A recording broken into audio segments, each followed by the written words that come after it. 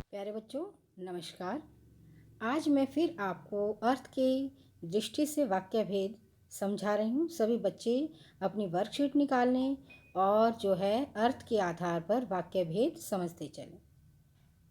वाक्य यानी शब्दों का सार्थक समूह। क्या कहा? सार्थक समूह कैसा हो जिसका अर्थ एक अपना महत्व रखता हो, उसका अर्थ आपको समझ में आना चाहिए, जिसके अलग अलग भेद भी होते हैं। इस कक्षा में हम अर्थ के आधार पर वाक्य भेद सीखेंगे और उनका अभ्यास करेंगे। बच्चों, हिंदी व्याकरण के घर में अनेक वाक्य रहते हैं। क्या कहा? हिंदी व्याकरण के घर में अनेक वाक्य होते हैं जिन्हें यदि हम अर्थ की दृष्टि से, बच्चों वाक्य जो है वो दो तरह से हैं। एक अर्थ की दृष्टि से वाक्य हैं और दूसरा है रचना की दृष्टि से। तो आज हम जो है बच्चों क्या सीख रहे हैं? अर्थ की दृष्टि से वाक्य भेद। तो अर्थ की दृष्टि से यानी अर्थ के आधार पर देखें तो इनमें कुछ वाक्य ऐसे रहते हैं जो किसी प्रकार की जानकारी देते हैं या उस तथ्य पर आधारित होते हैं। वे विधानवाचक वाक्य कहलाते हैं। लेकिन बच्चों कुछ वाक्य ऐसे भी रहते हैं जिनमें न भाव होता है, भाव उनमें बिल्कुल भी नहीं होता। तो वाक्य वो कौन से होते हैं? निषेधवाचक वाक्य कहलाते हैं। और ऐसे कुछ और वाक्य हैं बच्चों जिनमें प्रश्न होते हैं, यानी वो वाक्य क्या कहलाते हैं? प्रश्नवाचक वाक्य कहलाते हैं। और जिनमें किसी भी प्रकार से आपको आज्ञा दी जाती है या प्रार्थना की जाती है, वो आज्ञावाचक वाक्य कहलाते हैं। पर जब किसी वाक्य में चौकन्ना, आश्चर्यचकित होना और शोक मनाना आदि जैसे भाव हों तो वे वाक्य कैसे कहलाते हैं? विस्मयादि बोधक वाक्य कहलाते हैं। इस घर में रहने वाले कुछ वाक्य किसी प्रकार की इच्छा या आशीर्वाद को भी प्रकट करते हैं, जो इच्छावाचक वाक्य कहलाते हैं। जिन वाक्यों में कोई संकेत शामिल हो, कोई इशारा शामिल हो, बच्चों वो कौन से वाक्य होते हैं? संकेतवाचक वाक्य कहलाते हैं। और जिनमें किसी प्रकार का संदेह हो, शक हो, वो वाक्य क्या कहलाते हैं बच्चों? संदेहवाचक वाक्य कहलाते हैं। बच्चों अर्थ के आधार पर वाक्य के कितने भेद माने गए हैं? 8। कितने हैं? 8 हैं। पहला है विधानवाचक वाक्य, दूसरा है निषेधात्मक वाक्य।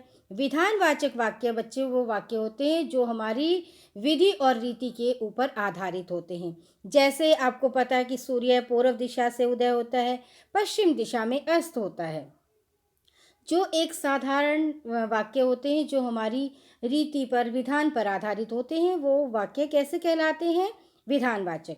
दूसरे हैं बच्चों निषेध, जिसको नकारा जाता है, निषेधात्मक, जिसमें कि ना का प्रयोग किया जाता है, नकारा जाता है। जैसे मुझे आज विद्यालय नहीं जाना, मुझे बाजार नहीं जाना, मुझे ये चीज़ नहीं खानी, वहाँ पर न का प्रयोग किया जाता है। अगला है बच्चों प्रश्नवाचक। तीसरा कौन सा है? प्रश्नवाचक। इसमें प्रश्न किया जाता है, तुम कहाँ जा रहे हो, देखो कौन आया है। तो उनसे जो प्रश्नवाचक शब्द हैं, उनसे जो जिनसे प्रश्न होता है, आप वाक्य में समझ लेते हैं कि ये प्रश्नवाचक वाक्य है। अगला है बच्चों चौथा भेद है आज्ञावाचक, जिसमें कि आज्ञा दी जाती है। जैसे अध्यापिका आपको आज्ञा देती है, बच्चों पुस्तक निकालो, बच्चों ये काम करो, तो हम उसमें क्या है बच्चों आपको आज्ञा देते हैं। अगला है बच्चों, इसमें है विस्मयादि बोधक, जिसमें कि हर्ष, उन्माद, चौकन्ना होना। तो इसमें क्या होता है? जैसे हाय फूल सी कोमल बच्ची, हाय उन अंकल का देहांत हो गया, अरे वाह तुमने तो बहुत सुंदर काम किया, अरे वाह तुम तो कक्षा में प्रथम आ गए, वाह तुमने तो बहुत सुंदर कपड़े पहने। तो वहाँ क्या होता है? जैसे अरे वाह, हाय, यहाँ पर बच्चों शब्द के आरंभ में लगा होता है और विस्मयादि बोधक चिन्ह भी होता है। तो वाक्य के देखते ही हम उसका अर्थ समझ लेते हैं। ठीक है, वहाँ पर कौन से वाक्य होते हैं बच्चे? विस्मयादि बोधक। आगे है बच्चों इच्छावाचक, जिसमें कि हम इच्छा रखते हैं, चाह रखते हैं। जैसे मैं रखती हूँ कि मैं कक्षा में प्रथम आऊँ, मेरी इच्छा है कि मेरे पास स्कूटी हो। तो ये है किसमें? इच्छावाचक में। अगला है बच्चों संकेतवाचक वाक्य, कि उसमें इशारा किया जाता है, इशारे के द्वारा हम समझे जाते हैं। कि जैसे बहुत बारी कहते हैं कि तुम इधर आओ, देखो वो क्या चीज़ है। तो जहाँ पर इशारा किया जाता है तो वो कौन से कहलाते हैं बच्चे, संकेतवाचक। और जहाँ पर शंका होती है, डाउट होती है, वो वाक्य कौन से होते हैं बच्चों, संदेहवाचक वाक्य, जिसमें शंका की जाती है। शायद आज बारिश हो, शायद आज धूप निकले, शायद आज मेरी बुआ जी आए, शायद मुझे आज मामा जी के घर जाना हो। तो जहाँ पर शंका हो, संदेह हो, शायद शायद मैं कक्षा में प्रथम आ सकती हूँ। तो ये सब क्या है बच्चों, ये कैसे वाक्य हैं, संदेहवाचक। ठीक है बच्चों, फिर दोबारा से अपने 8 भेदों को याद करेंगे। पहला विधानवाचक वाक्य, निषेधात्मक वाक्य, प्रश्नवाचक वाक्य, आज्ञावाचक वाक्य, विस्मयादि बोधक वाक्य, इच्छावाचक वाक्य, संकेतवाचक वाक्य और लास्ट है संदेहवाचक वाक्य। ठीक है बच्चों, ये आपको अच्छे से याद हो गए। अब हम आगे करते हैं। हिंदी व्याकरण में यहाँ किसके आधार पर वाक्यों के भेद बताए गए हैं और इस आधार पर कुल कितने भेद बताए गए हैं। कितने भेद हैं बच्चों, 8 भेद हैं। अर्थ के आधार पर कितने भेद हैं वाक्य के, 8 भेद हैं। अगला प्रश्न है, इन भेदों के नाम बताइए।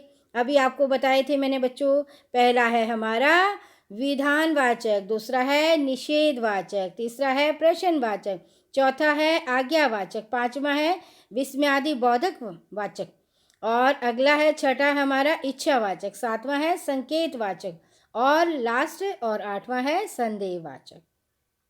अब बच्चों, नीचे दिए गए भेदों का एक एक उदाहरण देना है आपने। निषेध वाचक कौन सा है, इसमें आपने कौन सा उदाहरण देना है, कोई भी आप उदाहरण दे सकते हो। मुझे आज विद्यालय नहीं जाना, मुझे आज खाना नहीं खाना।